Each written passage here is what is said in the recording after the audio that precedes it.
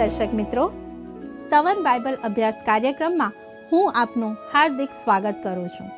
આ દિવસોમાં આપણે બાઇબલના પ્રથમ પુસ્તક ઉત્પત્તિનો અભ્યાસ કરી રહ્યા છીએ. આજે આપણે ઉત્પત્તિના 8મા અધ્યાયની 13મી કલમથી 9મા અધ્યાયની 5મી કલમ સુધી અભ્યાસ કરીશું. તેમાં નૂહના સમયમાં આવેલ વૈશ્વિક જળ પ્રલય કેટલો ભયાનક હતો તેના વિશે તથા તે અંગેના કેટલાક વૈજ્ઞાનિક પ્રમાણોને જોઈશું. ત્યાર પછી પૃથ્વી કોરી થઈ અને નૂહ વહાણમાંથી બહાર આવીને જળ પ્રલય પછી એક નવી શરૂઆત કરે છે તે પણ જોઈશું. તો આવો આજના અભ્યાસમાં આગળ વધીએ.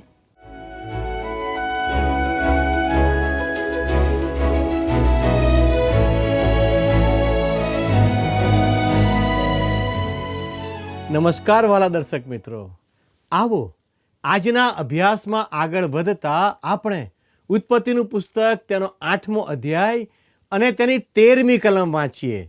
ત્યાં આ પ્રમાણે લખ્યું છે, અને એમ થયું કે 601 વર્ષના પહેલા મહિનાને પહેલે દાડે પૃથ્વી પરથી પાણી સુકાઈ ગયા. તે વારે નૂહે વહાણનું છાપરું ઉઘાડીને જોયું ને જુઓ, પૃથ્વીની સપાટી સૂકી થઈ ગઈ હતી.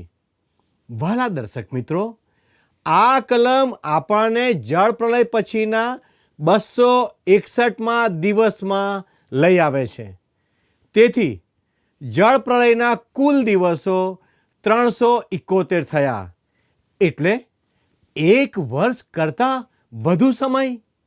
વહાલાઓ, આ શાસ્ત્રના વચનને પુરવાર કરે છે કે જળ પ્રલય વૈશ્વિક હતો. તે કોઈ સ્નાનાગારને ભરવાની વાત ન હતી, પણ તે તેનાથી કંઈક વિશેષ હતું. વહાલાઓ, જળ પ્રલય વિશે ઘણી સાબિતીઓ મળી છે. મિત્રો, ડૉક્ટર જે.ઈ. શૈલી એવો મત ધરાવે છે કે જળ પ્રલય વૈશ્વિક હતો. તેણે આખી પૃથ્વીને ઘેરી લીધી હતી. મિત્રો, સૌથી અગત્યનું ઉદાહરણ કદાવર હાથીઓનું છે. આ હાથીઓ ટુંડ્રા, સાઇબિરિયા, સમગ્ર એશિયા ખંડ જેવા વિશાળ વિસ્તારમાં અને ઉત્તર અલાસ્કા તથા કેનેડામાં થીજી ગયેલા કાંપમાં જોવા મળે છે.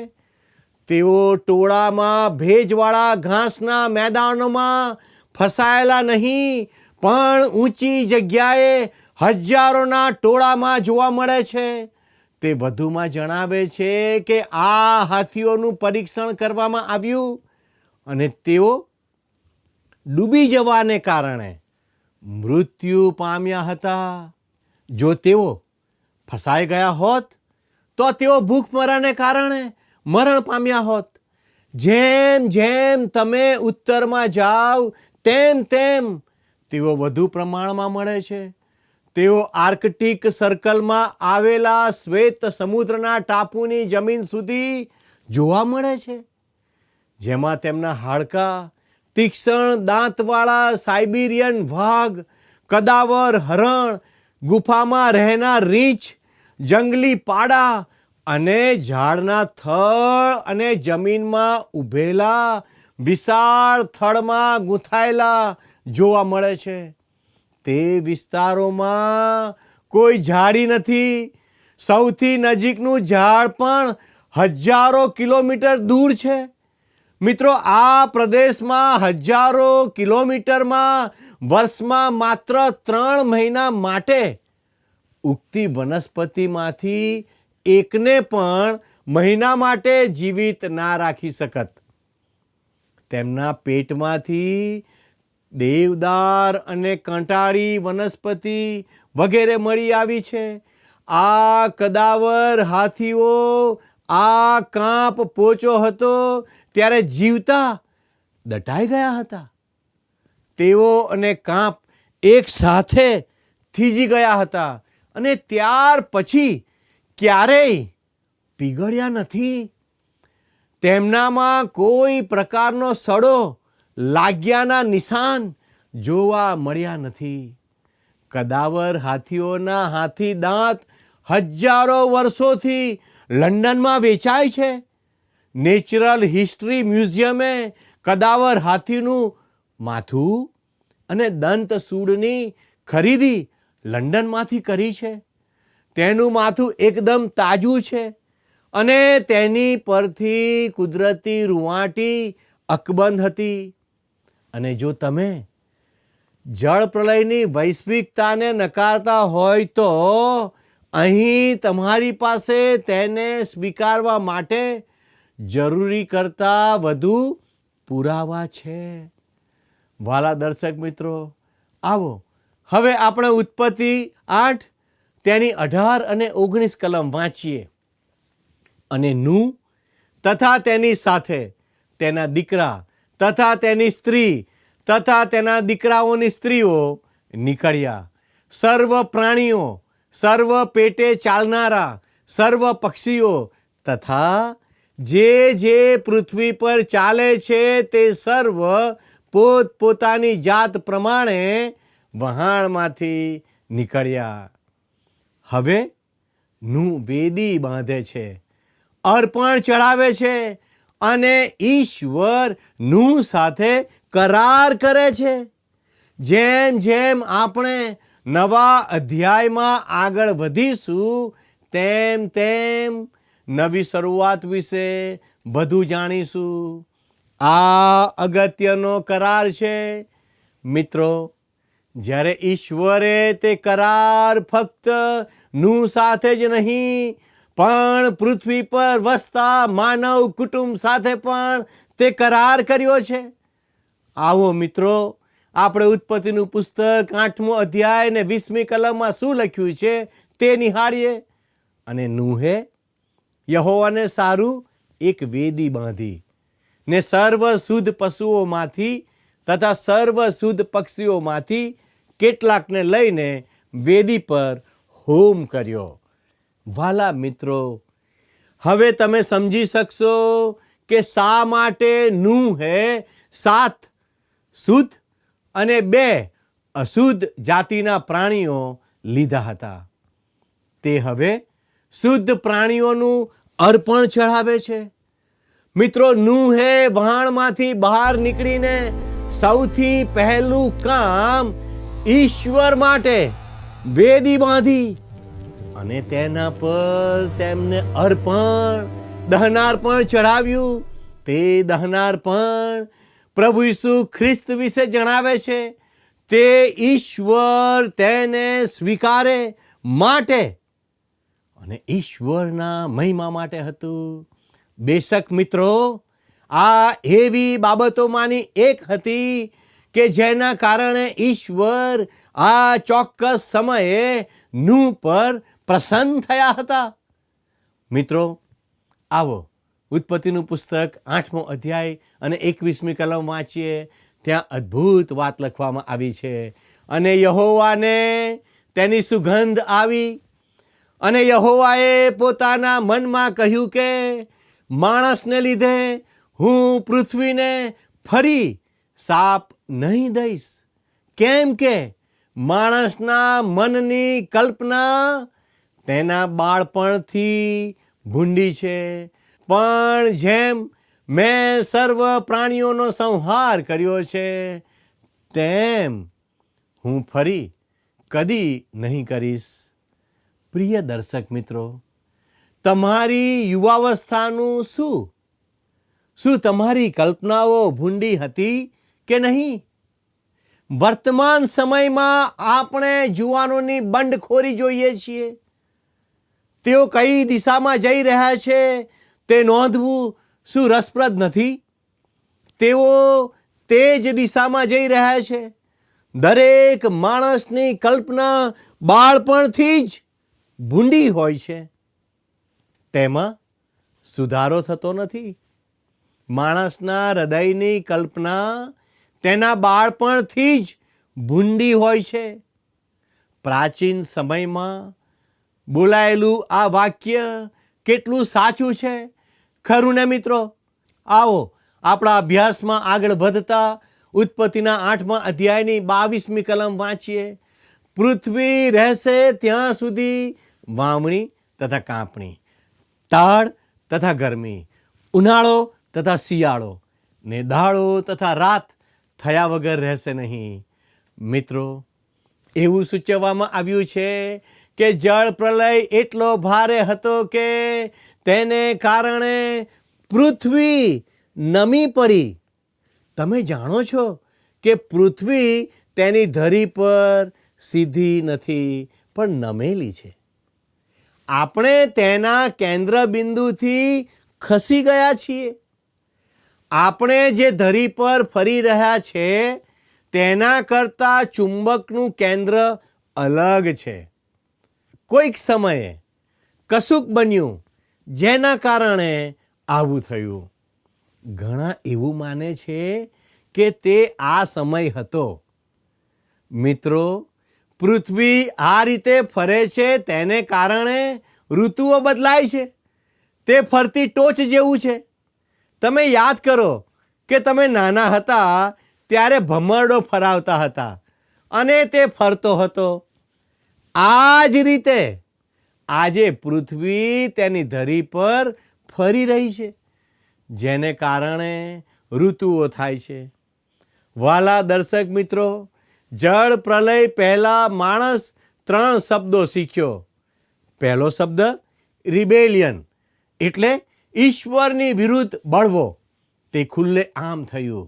બીજો શબ્દ રેવેલેશન ફ્રોમ ગોડ એટલે ઈશ્વરનું પ્રકટીકરણ, પણ માણસે નકારી કાઢ્યું. ત્રીજો શબ્દ રિપેન્ટન્સ એબ્સોલ્યુટલી રેપ્યુડિએટ એટલે પસ્તાવાનો સંપૂર્ણ નકાર.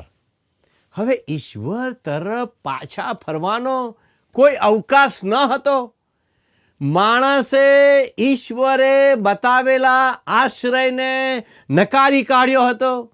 120 વર્ષમાં નૂહ સમક્ષ કોઈ બદલાણ થયું નહીં. આ 3 આર છે. માણસ બંડખોરીમાં ગયો એટલે કે રિબેલિયન. તેમણે ઈશ્વરના પ્રકટીકરણને નકારી કાઢ્યું, રિજેક્શન, અને તેમનામાં કોઈ પસ્તાવો જોવા મળ્યો નહીં, રિપેન્ટન્સ. હવે આ માણસ નૂહ વહાણમાંથી બહાર આવ્યો છે. તે અજોડ પરિસ્થિતિમાં ઊભા છે. તે માનવ જાતના શિર તરીકે ફરીથી ઊભા રહ્યા છે. જે રીતે આદમ ઊભો હતો. એવું કહેવામાં આવે છે કે આપણે સૌ આદમ સાથે સંકળાયેલા છીએ, પણ આપણે તે કરતાં પણ વિશેષ નિકટતાથી નૂહ સાથે જોડાયેલા છીએ. એક રીતે આજે નૂહ આપણા સૌના પિતા છે. વાલા દર્શક મિત્રો, હવે આપણા અભ્યાસમાં આગળ વધતા આવો 9મા અધ્યાયની શરૂઆત કરીએ, જેનો વિષય છે નવી સૂચનાઓ, નવી ગોઠવણ, નૂહ અને તેના દીકરાઓનું પાપ. તો મિત્રો, હવે આપણે નવી શરૂઆત તરફ આવીએ છીએ. આ નવી શરૂઆત કેટલી ક્રાંતિકારી હશે તે આપણે સમજી શકતા નથી. અંતર આત્માનું વિતરણ પૂરું થઈ ગયું છે અને હવે ઈશ્વર માણસને સત્તા નીચે મૂકી રહ્યા છે. હવે તે પોતે સત્તા ચલાવશે. તેનો કેટલોક અંશ ઈશ્વરે નૂહ સાથે કરેલા કરારમાં આપણે જોઈશું. આપણે યાદ રાખીએ કે જ્યારે ઈશ્વરે નૂહ સાથે કરાર કર્યો ત્યારે તમારી સાથે અને મારી સાથે પણ કરાર કર્યો, કેમ કે તેમણે તે કરાર માણસ જાત સાથે કર્યો હતો. ચાલો નવી સૂચનાઓ અને નવી ગોઠવણ વિશે વિચાર કરીએ. તો મિત્રો, આવો ઉત્પત્તિનું પુસ્તક તેનો 9મો અધ્યાય અને તેની પહેલી કલમ વાંચીએ. અને દેવે નૂહને તથા તેના દીકરાઓને આશીર્વાદ દીધો ને તેઓને કહ્યું કે સફળ થાવ ને વધો ને પૃથ્વીને ભરપૂર કરો. વાલા દર્શક મિત્રો, અહીં ભરપૂર કરો શબ્દ ખૂબ અર્થસભર છે. કારણ કે જળ પ્રલય પહેલાં સંસ્કૃતિ અસ્તિત્વ ધરાવતી હતી અને હવે જળ પ્રલય પછી સંસ્કૃતિ હોવી જોઈએ. વાલા દર્શક મિત્રો, જ્યારે ઈશ્વરે આદમને પૃથ્વી ભરપૂર કરવાની આજ્ઞા આપી ત્યારે આપણે જાણીએ છીએ કે ત્યાં જીવતા પ્રાણીઓ હતા. તેઓ આદમ પહેલા હતા અને ઈશ્વરની સૃષ્ટિના પ્રાણીઓ હતા. વાલા દર્શક મિત્રો, અહીં તમે નોંધ લો કે ઈશ્વર પ્રથમવાર નૂહને જણાવે છે કે સફળ થાવ ને વધો ને પૃથ્વીને ભરપૂર કરો. વાલા મિત્રો, મનુષ્ય જાતિની વંશવૃદ્ધિ થવી જરૂરી છે.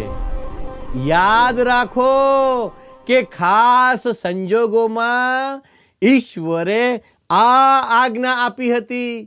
આજે આપણે વસ્તી વિસ્ફોટના સમયમાં છીએ અને વધુ પડતો વસ્તી વધારો ભયજનક છે. આમ છતાં નૂહ અસામાન્ય પરિસ્થિતિનો સામનો કરે છે. ફક્ત તે અને તેનું કુટુંબ જ ત્યાં છે.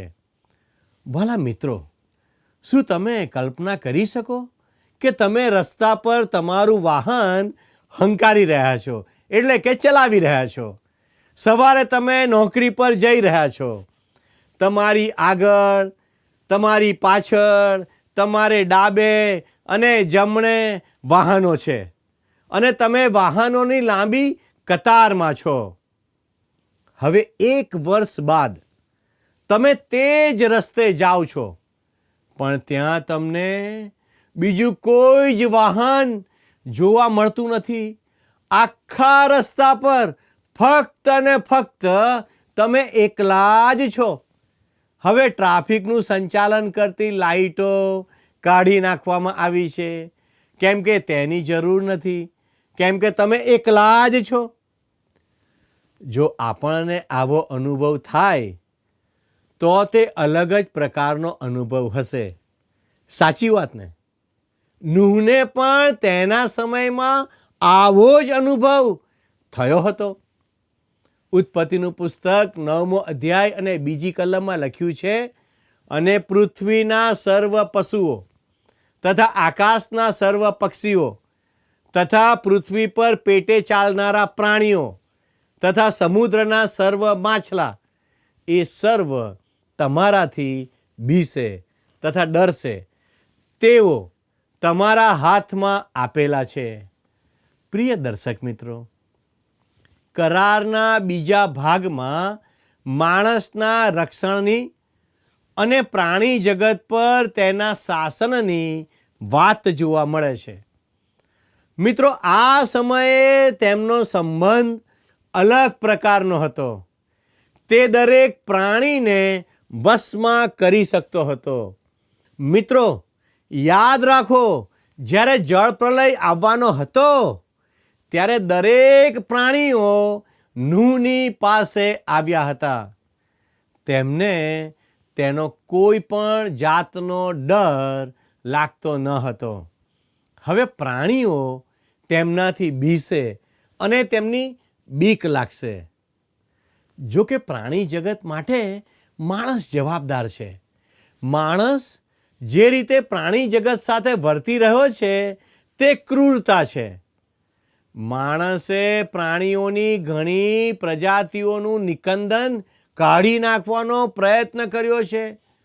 જો સરકારે હસ્તક્ષેપ ના કર્યો હોત તો નાણાં ખાતર અનેક દરિયા કિનારાઓ પર વહેલ માછલી નામશેષ થઈ ગઈ હોત.